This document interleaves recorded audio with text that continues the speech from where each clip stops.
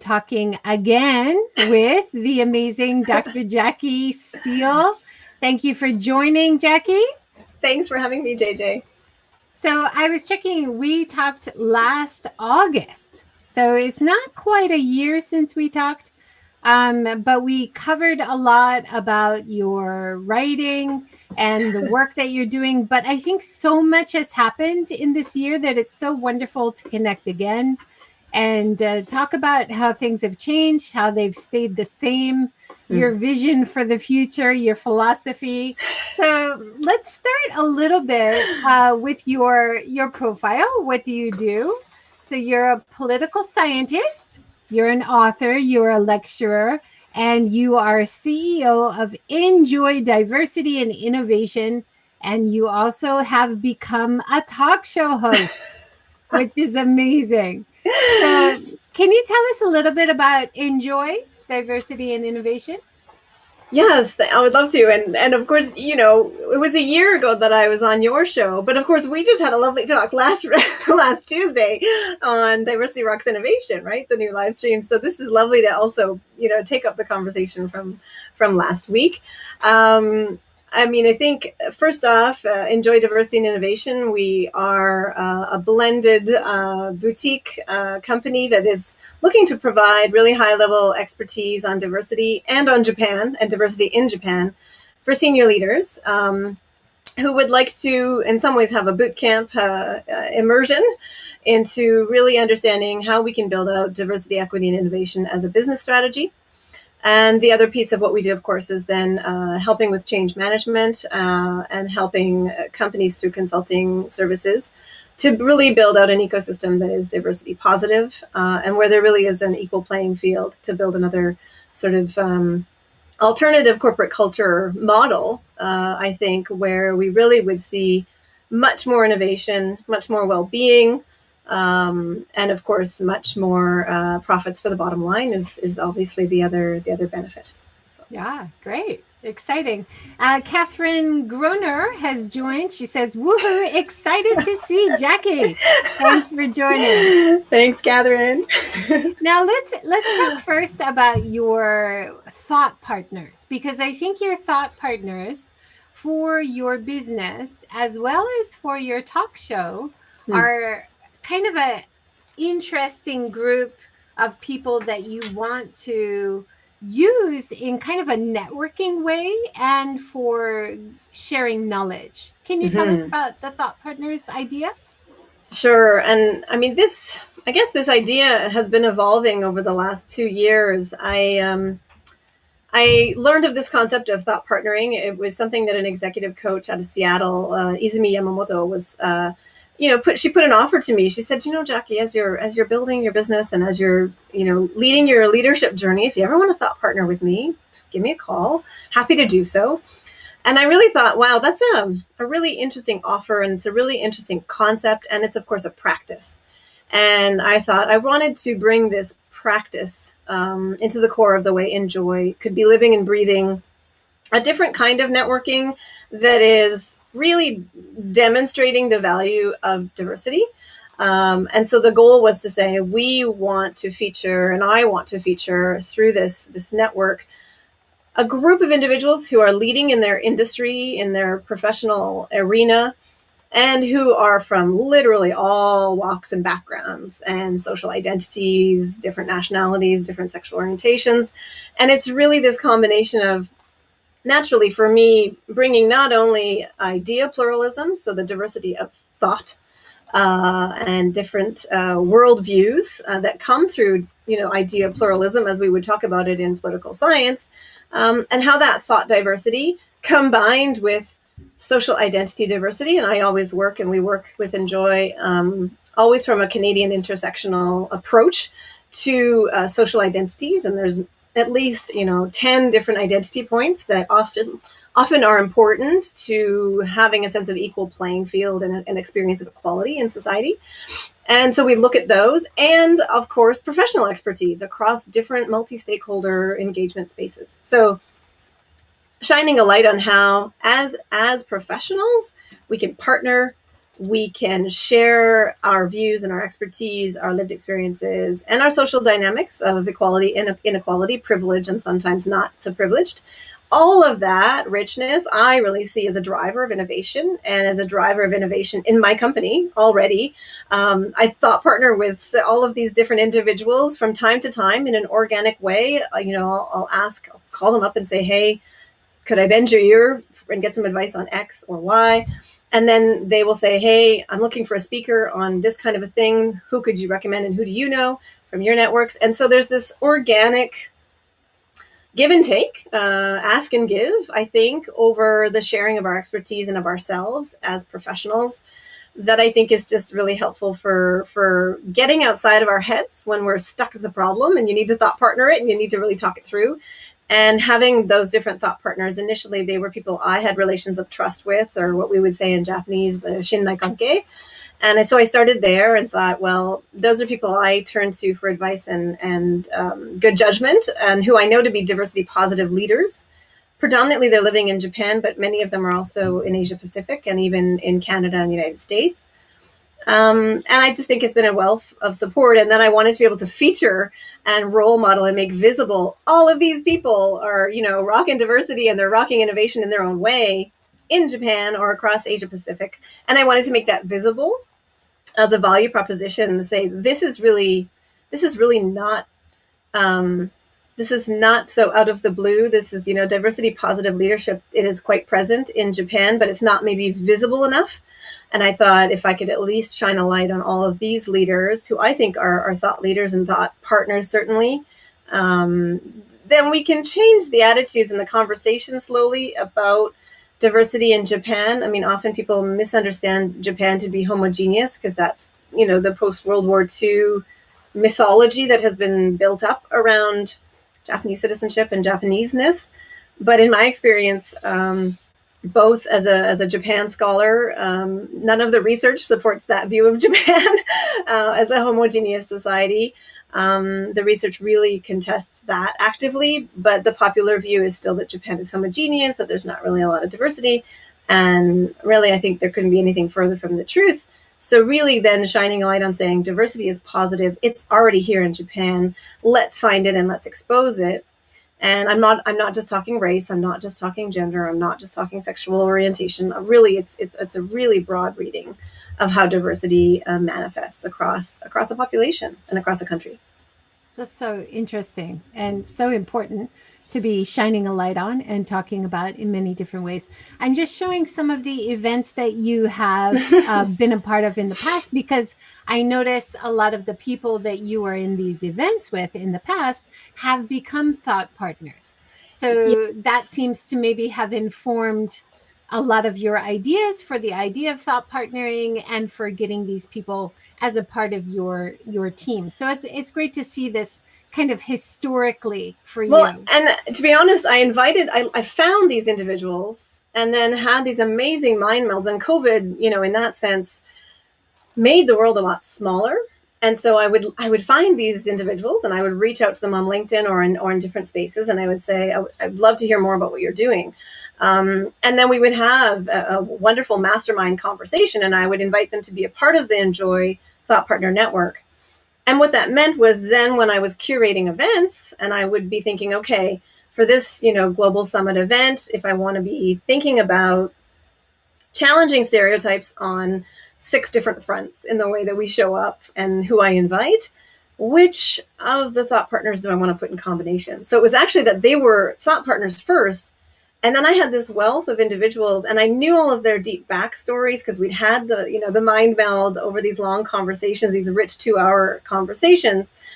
And then I could say, oh, wow, like this person's view on masculinity put together with that person's view on accessibility and this person's view of nationality and hybridity. And then I could imagine how we would really roll out a showcasing of what intersectional diversity can accomplish and how we can challenge stereotypes, but in a really positive way. And so I would choose certain people. Oh, you're a foreigner in Japan, longtime foreign resident, and you speak Japanese.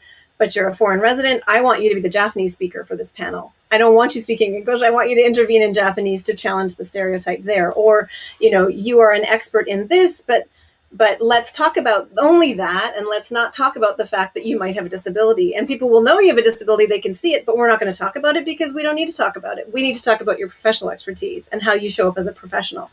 And so there's different ways that then I could see, this is really exciting to put these different thought partners in dialogue. And then they would meet. And then they would be like, wow, I really learned a lot from that person. And so, for example, Shu Matsuo Post, then I could introduce to Jake Stika in Canada, Vancouver, and then they could pursue conversations on masculinity and how men can be, agents for change. And so then all of these little flourishing magic happening across and in between thought partner collaborations that can come of the next steps of the thought partnering, that it's not just me to these individuals, but it's also them within each other.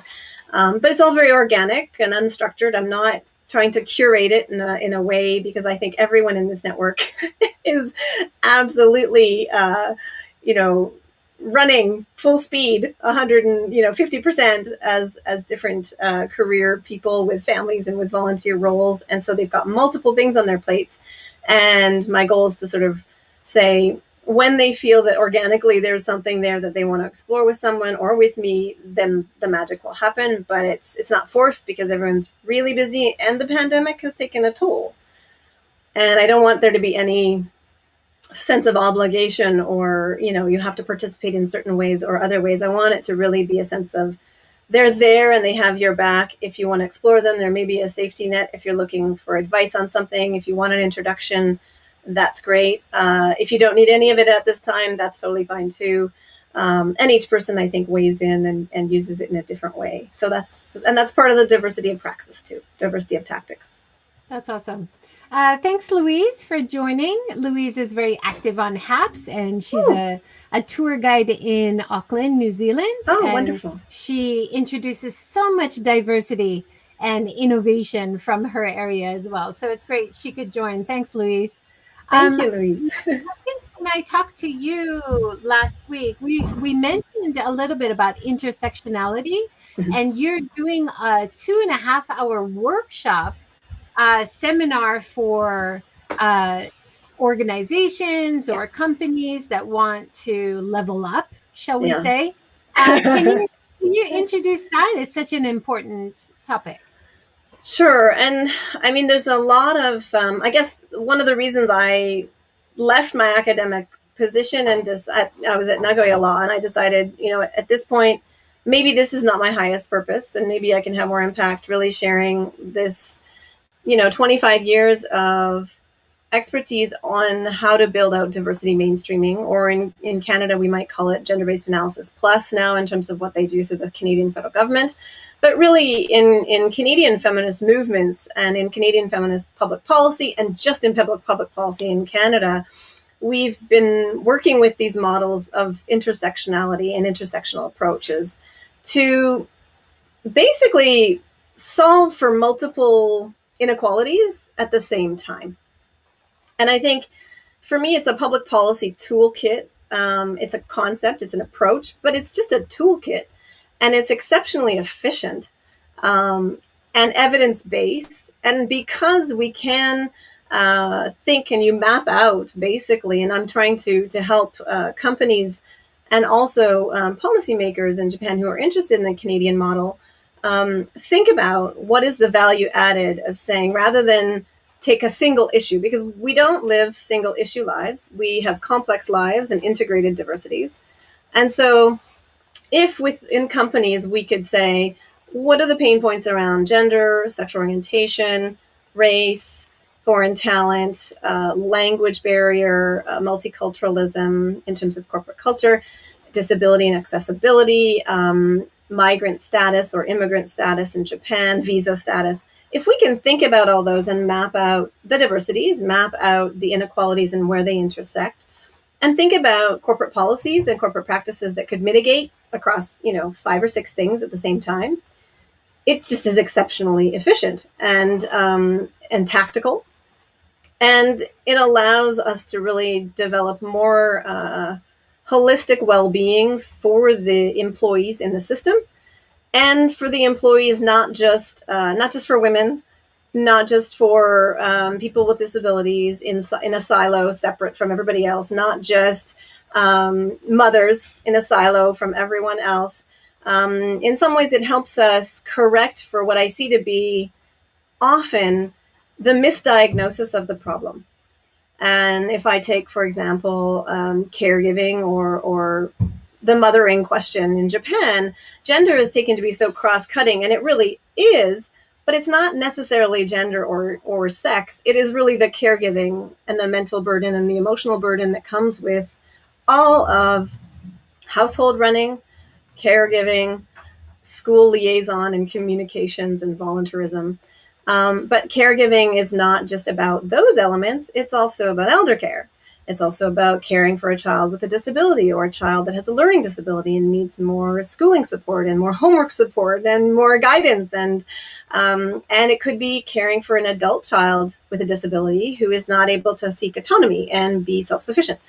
Those are all the range of caregiving issues that I'm not seeing companies tackle holistically necessarily, because they might be tackling it through a misdiagnosis of, oh, we have a woman problem, and if we want to support women, then we need to solve their mothering issues, so let's give them flex time.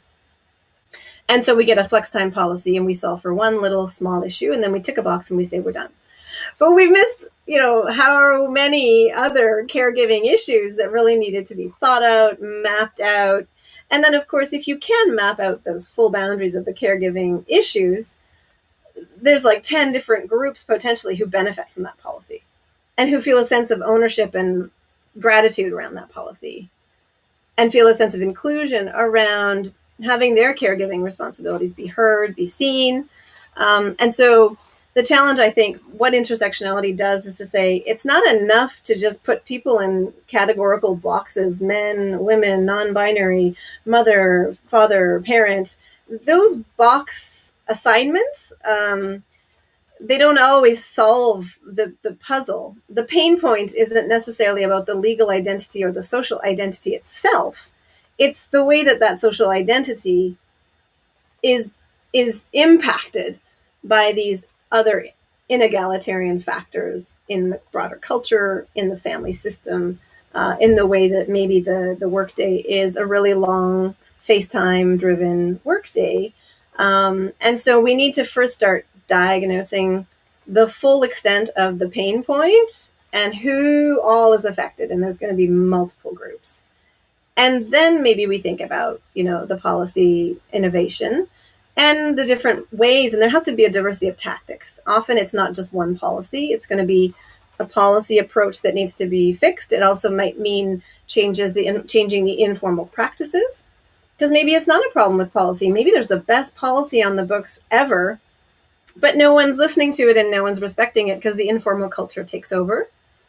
And it's actually the culture that's the problem. So there's a diversity of tactics that then when you're doing change management, you need to mobilize to actually have the diversity positive ecosystem be, yes, the rules of engagement around the policies are laid out in an effective way with intersectional diversity, but then implementing it right through to the grassroots and to challenging the informal in unequal ways in which it's the informal cultural pieces that also need to be adapted. So it's never one tactic. It's never a simple box tick for one group and then we're done.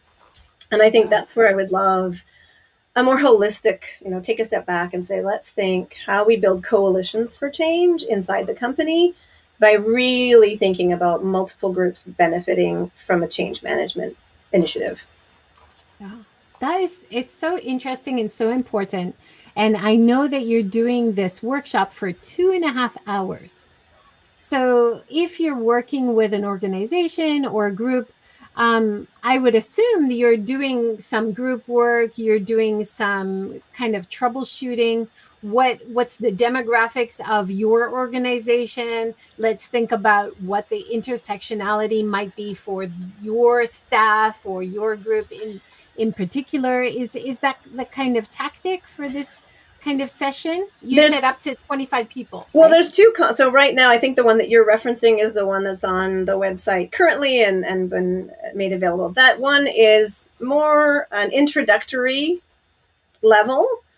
uh, introduction of intersectional thinking as an approach to helping your people systems change paradigms, change from thinking about people in silos, in different identity groups, to helping the leaders in a team or in a company first off understand diversity and reframe diversities plural as impacting every single individual in the company. That's kind of the intersectional thinking 101 introductory course or workshop, I should say. And it's very applied. It's very hands-on. It's participatory. It's experiential. It's fun. Obviously, we want everything to be enjoyable, because otherwise, I think people don't learn things if it's not fun and enjoyable. We use music. We use, activities that are participatory. We do report backs. We do small group breakout. And the goal is to really have people first have a whole bunch of aha moments about themselves individually, about their complex diversities, so they can then start reframing. Okay, they actually now realize they individually have probably 10 identity points that really matter to them and that they hadn't really thought of. And they hadn't really thought about whether their own identity points and their diversities were being supported or not supported at work. And this is true for the men in the room and for the women in the room and for non-binary people and for foreigners and for Japanese nationals and for, various different individuals. What's so fascinating is they have these aha moments about their own diversities. And I think we have to start from the individual and the personal. And then we move to the people systems in the second workshop. And for the second workshop, it's for those leaders who really want to build this as a critical thinking tool into how they troubleshoot their people systems, how they troubleshoot and build inclusion into how they design their meetings, how they design their policies, how they design for initiatives, and how they're thinking about really building coalitions for change around a given pain point that they might be having in the company. So the first one is more people individual approach to help them really understand the concept itself, because there's still not really a lot of people who grasp even what intersectionality would mean for themselves, or what does intersectional diversity mean, and why does it apply to every single individual. And that's the very first realization and paradigm shift I need first to really be developed rock solid. Because then it's no longer an issue of, this initiative is, let's make an initiative for women. You would never do that route. You would never choose that ever again as your approach if you understand intersectional thinking. And later on, if you want it for senior leaders or for HR, learning and development, there's another workshop where we can do that as a troubleshooting of the pain points that they might be having as a company. But often that gets into more the consulting side too. And some companies don't want to be having those conversations unless it's a bespoke workshop in-house only for them, because they don't want to talk about their pain points as a company, right, in a broad workshop that could involve different participants. So the one that's sort of B2C is the one that you put up there, and that's more B2C. I also do offer it bespoke for the company in-house to help their people shift out of, I guess, unconscious bias training has become the buzz go-to. But I guess the challenge is it's not necessarily moving the dial to change the paradigm that people are using to think about how does that impact the way they see their relations of solidarity with which other groups in the company. How do they build solidarities with multiple groups? And then how do they think about building a workplace and a shared space of work engagement that supports multiple diversities? I think that working on individual bias or unconscious bias, sometimes it's just awareness raising, and awareness raising is never bad, but it's not a systemic intervention. It's not a change management solution. Yeah. We can be educated, and I always remember the campaign that was done maybe it was in Japan or maybe it was elsewhere, but the idea where you would walk into a hotel and they would have all these posters everywhere. Turn off the lights, turn off the lights, turn off the lights, turn off the lights, save energy. This is ecosystem, eco-friendly. Turn off the lights. And they, educate the individual, the bias in the individual. Let's educate it out of them. And everywhere before you go out the door, like every single possible sign. And still people would walk out and they wouldn't turn off all the lights because it's just like, it's just a hassle and it's mendokusai, right? People are lazy. And so people would fall back into their bad habits and they still wouldn't do it, right?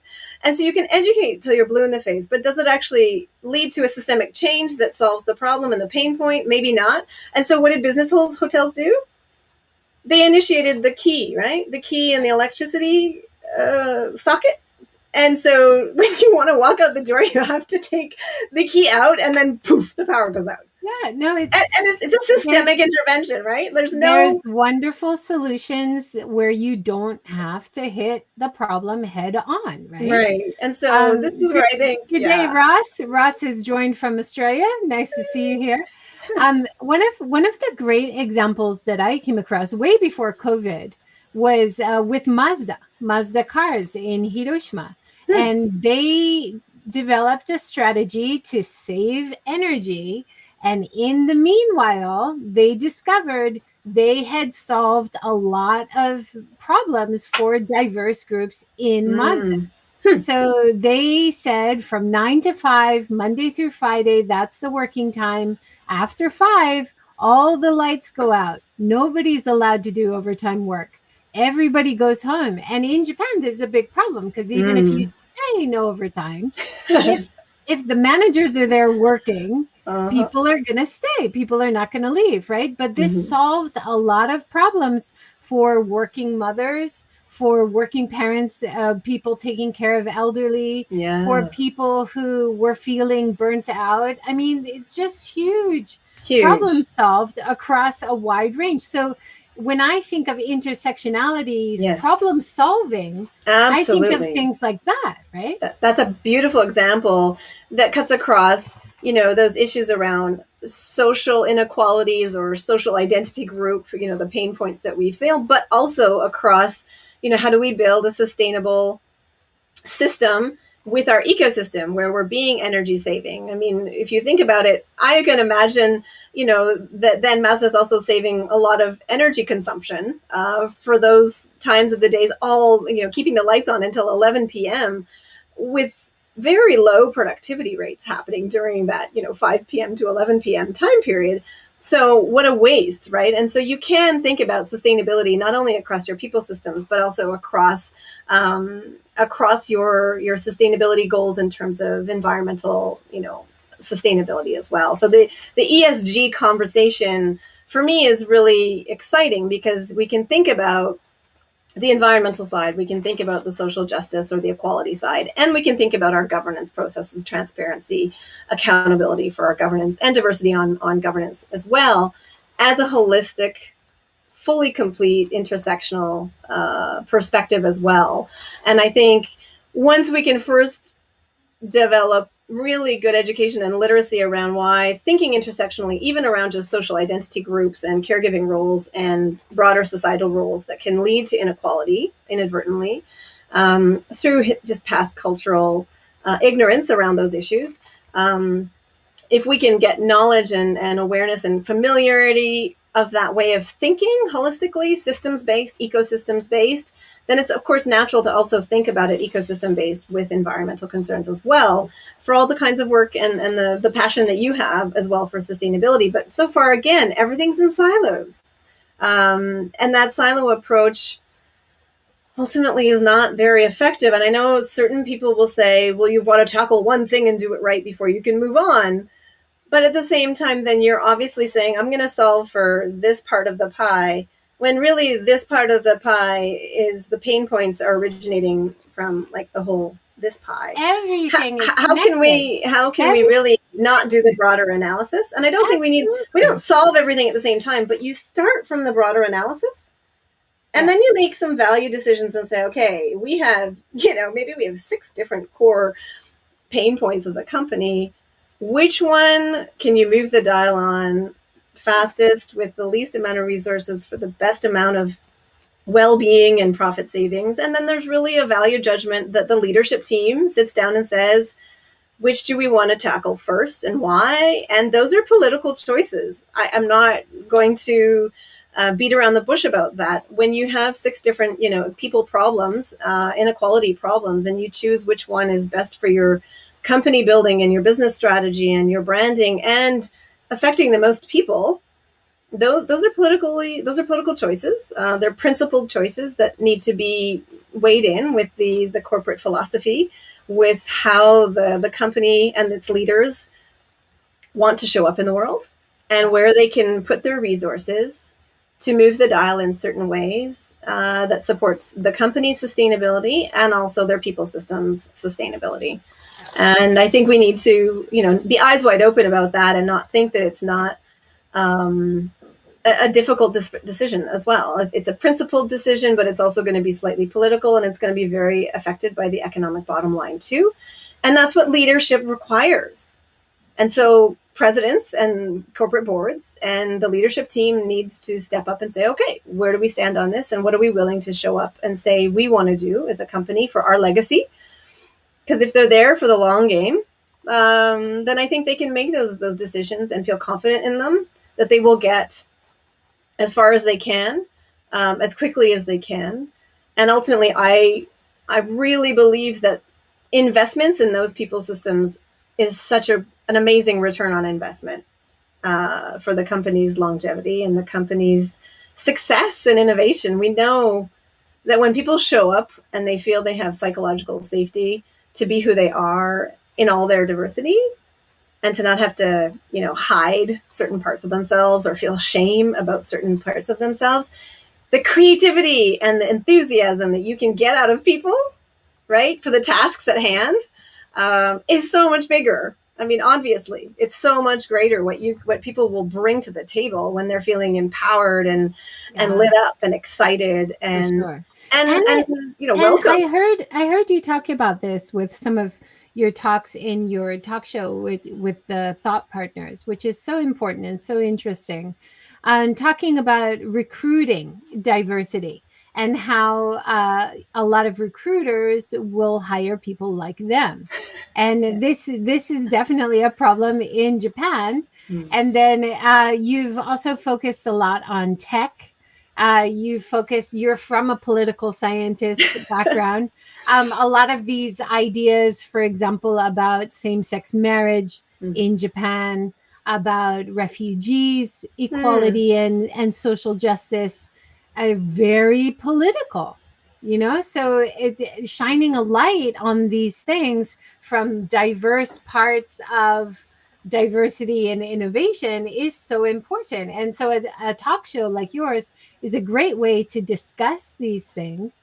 Do you have any case studies, like in consulting, when you've been talking about these things inside a corporate setting or organization, where people have been receptive to talking about it? Or are people kind of, that's not what we do, I don't want to talk about it?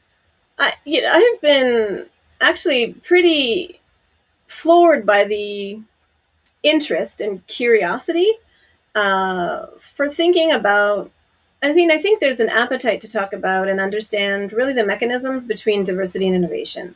And that's why I decided that even though we are a diversity, equity, and inclusion oriented consulting and education company, but I thought, as a political scientist, I studied parliaments for 25 years around the world, looking at parliaments, like really cross-national comparisons of diversity in parliaments, and looking at all of the manifestations that I had looked at of partial inclusion. Oh, we included some women. Oh, we included some minority religious candidates. Oh, we included a minority, lesbian candidate. Oh, we've included a minority language group candidate. Therefore, we have inclusion. And I looked at that in parliaments for 25 years and said, inclusion does not get you equal influence. It does not give you an experience of equality. It does not give you impact in terms of feeling that you have voice, and that when you speak your truth within that space, you're heard, if that space is still very much affected by a logic of majority-minority dynamics, where it is the majority group culture that wins and carries the day, or the group think, be it the group think on male-dominated spaces, thinking from a masculine worldview, or if it is a heteronormative view, where it really is the view of only marriage as a straight person's, cultural baggage and experience, and so you don't need to think about anything else. When you have those majority minority informal tactics or informal power politics that are always in the system, you can have inclusion and it's completely token. And so I just felt like I'm not working for inclusion in that sense, and I know that too often it becomes that.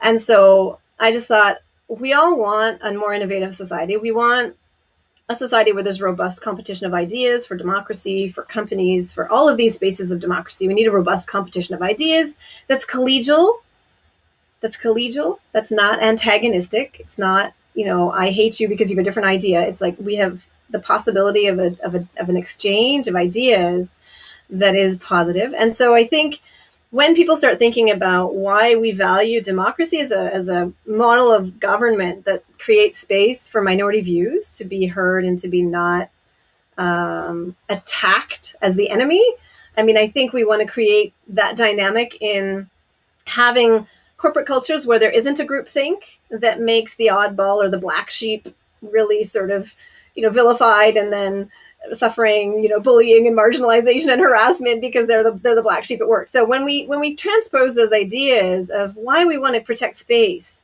for difference, that you could always be, anybody can be on the receiving end of being scapegoated or being the black sheep, right? Or being the oddball out or being the person with the wrong opinion. And I think as individuals start realizing that, then they go, wow, if we don't build out an ecosystem that supports difference, my individuality might be up for being taxed next time. It might be me, right? It might be that I will be. And so no one is really protected if we don't protect diversity and individuality in all of its manifestations and all of its beautiful, richness. And so when I sort of bring it back to that political philosophy, and I talk about that with certain, when I speak with not only with corporations, but also with policymakers and others, I think there's kind of a sigh sometimes to say, we don't really talk about democracy anymore, do we? We don't really talk about why there is this connection between supporting individual rights, supporting respect for diversity and difference, and freedom. And why that's actually why we choose democratic self-government as the best model of, or the least worst model of government. And that's why we think it's better than communism or authoritarianism or other models of government, because we think that each individual has a fair shot of being heard and building coalitions for change with others who think like them. And saying, I want to live in a country that the togetherness is shaped by these values of equality and these values of respect for individuality and difference. And when you get those coalitions for change and people can be a part of that, it's exciting and it's positive. And part of the challenge, I think, now is reminding advanced democracies in particular, and I don't mean to single out advanced democracies, but I will. I think that advanced democracies and the G7 in particular, they take for granted what democracy means. And the citizens and the countries and the corporations too forget the broader democratic pie or ecosystem that we're living in gives us all the tools we need. And if we can think about bringing those democratic tools of equality and freedom and respect for individuals and individuality and difference back into the corporation ecosystem, the corporate ecosystem, that is the driver of innovation. It's the driver of innovation, not only for democratic debate and exchange and finding adaptations for our society to survive and our humanity to survive on this planet. We need that competition of collegial ideas exchange. But of course, it's the root of then the innovation and the vibrancy within companies too, if we can build a more flat, egalitarian, space. And that's where inclusion is, for me, it's really equality that I think we're building. Inclusion has become the corporate speak, but I actually think we're building equality, or what we also sometimes call equity, depending on which lens you're using. In Canada, we talk about substantive equality, and substantive equality is the same as what we would mean as the Americans call equity. And so that substantive output of equal opportunity and equal playing field, right? Equal opportunity to contribute your zone of genius to the company, regardless of which body you were born into. Yeah.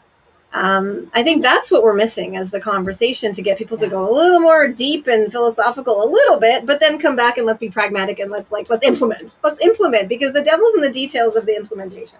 It's so hard and it's so complex. And in many ways, when I think of inclusivity and diversity and innovation, I think of what's missing visually, that we don't have representation. So we can't even take a step towards inclusiveness or diversity because everybody looks the same. It's run Mm. by old men. And that's not only in Japan, we're seeing this around the world. But I'm so encouraged, like talking to my sister yesterday about in the boardroom, she's starting to feel more on an equal level in Mm. conversations, even Awesome. at the upper levels. So she's starting to see progress, even in Japan, where we Yeah. still see a lot of manuals. Yes.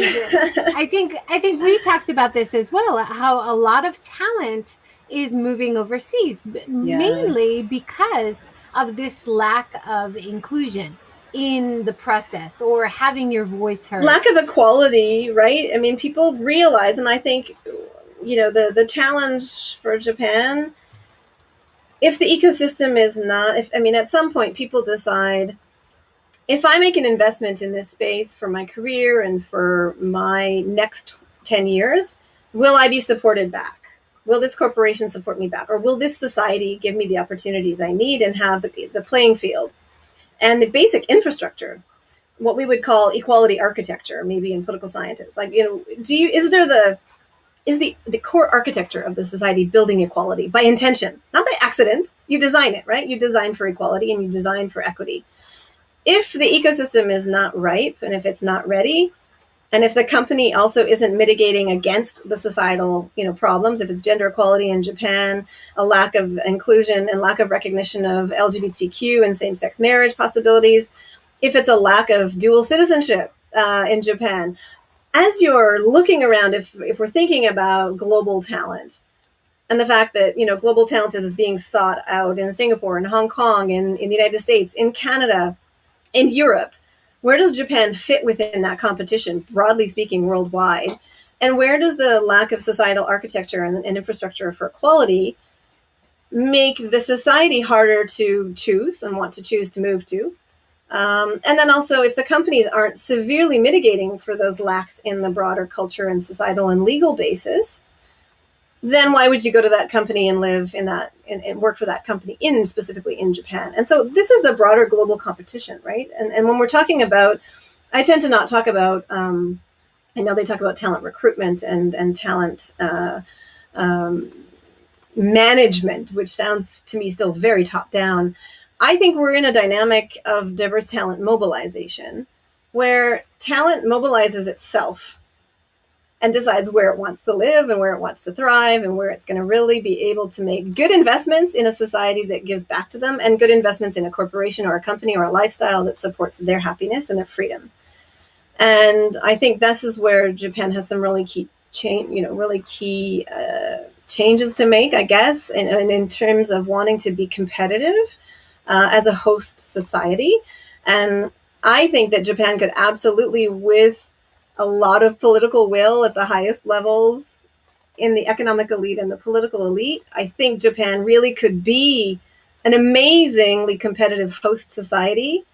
But it does mean undertaking a change management in what traditional Japanese-ness and Japanese culture has up until now meant. And I really do think there's space for like a Reiwa Japan where it would be multiculturally acknowledged in the law and policy, and you could have dual citizenship, and I could be a Canadian descent Japanese national. My spouse is a Japanese descent Canadian passport holder, and no one would ever question his Canadianness by virtue of his, Japanese, descent, racial, ethno-national makeup. You can immigrate into Canada and you can be considered and seen as fully Canadian, notwithstanding that racial content, right? And I know we still have racism in Canada and that's not solved, and we have issues of, First Nations reconciliation that are not solved. but the core constitutional democracy and the rules of engagement and the rules of the official rules of the Canadian citizenship definitions give you the possibility of becoming a Canadian national, a Canadian passport holder, with full rights, right? Full rights and recognition. And I think Japan can move towards that and have multicultural inclusion in more a meaningful way. My children don't need to be bullied for the fact that they're half Japanese and half non-Japanese. They don't need to inherit that. I think that it doesn't serve anybody in Japan. Neither does it serve the children, nor does it serve their friendship groups to have those race politics affecting them. But dual citizenship is not an option yet. So they're seen only as foreign national, even though there's a half Japanese and a cultural born and raised in Japan experience that's just denied, completely denied all the time. And when you're called, oh no, they're just foreigners, as if they're outsider. That ultimately is hard. It's hard for children. I mean, they just want to belong, and they don't want to be caught up in all of the adults, you know, closed-mindedness of what is traditional Japaneseness, right? And yet these children are inheriting the problem too. So many children across Japan inherit this and experience this. Why should they have to? Why wouldn't we fix it? Why can't we get on with just fixing that? And I think it would make, Reiwa Japan it already is a vibrant, sociologically vibrant, but it would make those individuals bring their full talent to enrich every part of Japanese society. Right now, there's certain jobs where you have to be a Japanese national to hold that job in Japan, which means none of the foreign nationals and none of the immigrant descent, unless they naturalize, none of that talent gets to enrich any of those other, kinds of jobs in terms of the national government, the policy making space, the bureaucracy, running for electoral office. None of those ideas can flow in those spaces because it's a nationality requirement. And without dual nationality, I think it's unfair to make children choose, that, you have two inherited legacies of rich cultural background. Pick one, because we won't want to let you have both. Why wouldn't you want them to have both? That's, of course, such a benefit for children and a blessing. And so many international families in Japan, I think, are struggling with this during COVID.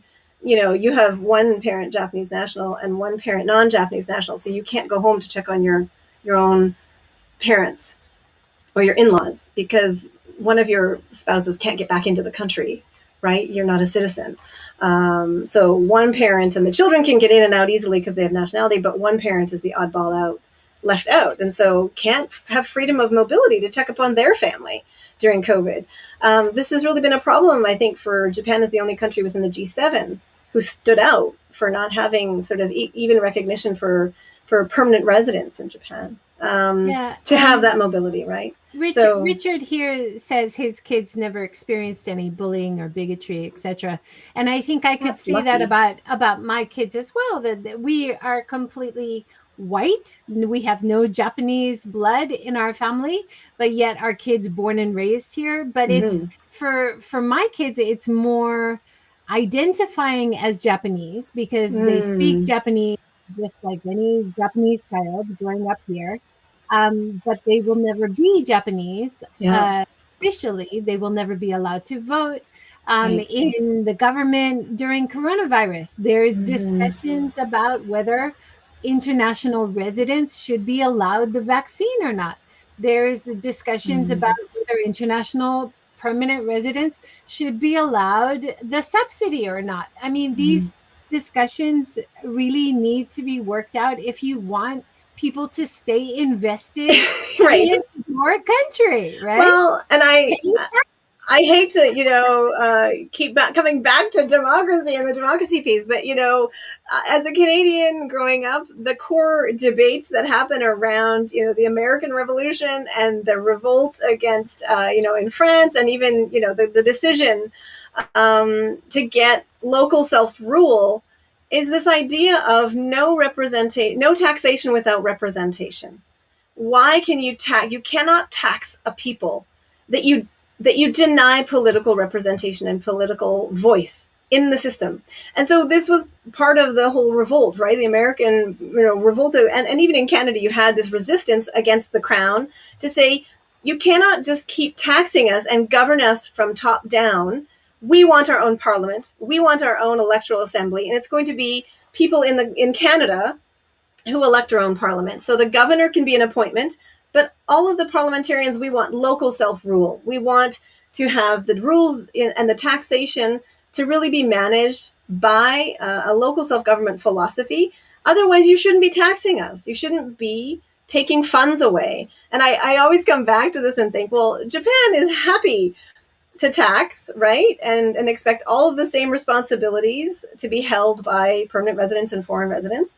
But the full rights to political inclusion and representation are not forthcoming. And so from the perspective of democratic philosophy, there is a gap in terms of the theory and practice of democracy when you are taxing and giving all the burdens of the law, but none of the benefits of political freedom and political voice.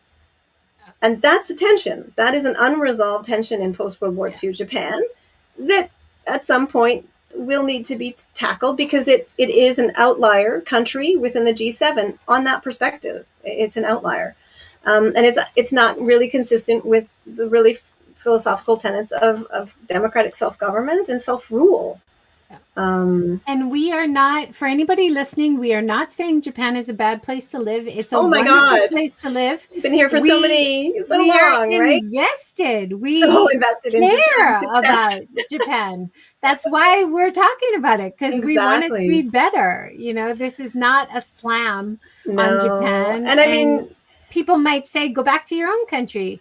And that's, but it misses the point, right? Because I critique Canada as heavily as I critique Japan because I care so intensely about both countries being beacons of hope for freedom and for equality. And I believe in both countries' ability to be that beacon. And I think Canada does a beautiful job in North America and in the English-speaking sort of Commonwealth system as a beacon of freedom. And democratic freedom and democratic equality. I think we are doing a good job. We're building and we're intentionally building that out by design. It's a competitive advantage for us as a country, and I think companies have realized that and they go settle there because of that. I think Japan within Asia has so many great things going for it. I mean, public safety and the childcare system and the parental leave. These are things that other G7 countries haven't solved yet, right? That Japan has solved first, and I just see, okay, there's so much more room to move the dial, and I wish for, given and having been here for off and on 25 years, I just think I really want to see that progress come. For all the Japanese women and men who I have worked with over 25 years and who I care about and who they feel downtrodden by it as well. They feel a sense of despair, and I don't want them to feel that and give up hope for their country either. I think that hope we need to keep protecting. Yeah. I remember we were traveling around China for 2 months. And maybe even longer. And we were traveling by train, and even buying a ticket. This is a long time ago. Even buying a ticket was so frustrating. You had to go up to the booth, wait in a long line, go up to the booth, try to say something really difficult in Chinese, and often your money was thrown back at you, and you had to start again, doing it over and over. And I remember saying to some local Chinese that we met, that we were talking to, really nice people, having a great conversation, and we were just saying, we're just so frustrated traveling around. It's so difficult. And they said, what do you think it's like for us? It's like 100 times worse, And so I try to remember that in Japan. Of course, things are frustrating.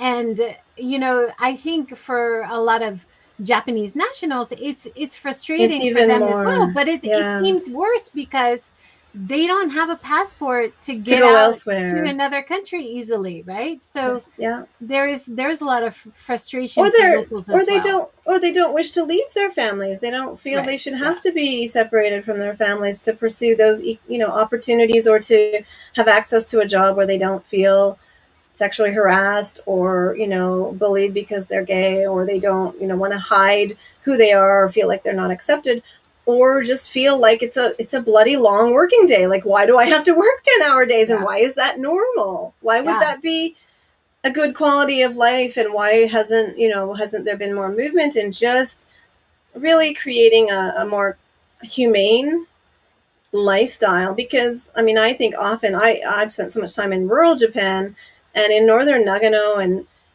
I fell in love with all of the older men and women who were my mentors 20 years ago when I was trying to navigate City Hall to find tactical ways of bringing new ideas forward for projects about multiculturalism or same-sex marriage or gender equality or the right for women and men to have separate surnames in marriage, the fufu bese conversation, and all of those. We were doing literacy building activities through City Hall for the population in Japanese, and then speaking and having these wonderful Japanese elder men and women who would give me insights on, well, if you present it this way, it might go over better. Or if you present it this way. And they were on side and they were 70 years old. So don't tell me that rural northern Inaka 70-year-old Ji-chan Ba-chan don't believe in equality and progress for Japan. Because in my experience, I've met so many, and it wasn't just the young people at all. It was really the 60 and 70-year-olds who said, yeah, we've seen this for so many years now, nothing's changing. And we're kind of now really frustrated that there's no change. We're surprised there's no change. We don't understand why in 20 years there's been not more change. So they also felt it. And they loved that as an outsider, I had the ability to come and present some of those ideas. And I would often share a Canadian example or another. And that creates a safe space, right? You're learning about a different country. You're not learning about Japan. But then we can do an imagination exercise to say, well, what if this was possible in Japan? What would that change about how Japanese people would have equality and happiness and freedom? And you can have those conversations in a safe way. But those were the 60 and 70 and 80-year-old provocative grandpas and grandmas that I had the very deep honor of collaborating with, both, them within City Hall. They worked in City Hall and were my colleagues, but they were also citizens in the city telling me, oh, that Kacho, that division chief he's really narrow-minded. If you want to go around him, you got to do this. And they would tell me, right? They would tell me how to get things done. That's great. Right? Hey, if you can connect with older people in Japan, they're you've so got an amazing. in because so they are the lovely. majority as well now. So thanks for joining, Nazim. It's great to see you. He says, great to meet expats living in Japan. I'm an expat living in Italy since 1992. That's nice. Interesting. Yeah. I'd love to go to Italy. I keep thinking, with the pandemic, when am I going to get to go back to Italy? To travel right now, right? I know. So we've got about 3 minutes left. Okay. You've focused on tech a few times, tech and innovation, tech and inclusive workplaces. Do you want to talk a little bit about tech? Because I think this is an area which is really kind of on the rise in Japan. Yeah.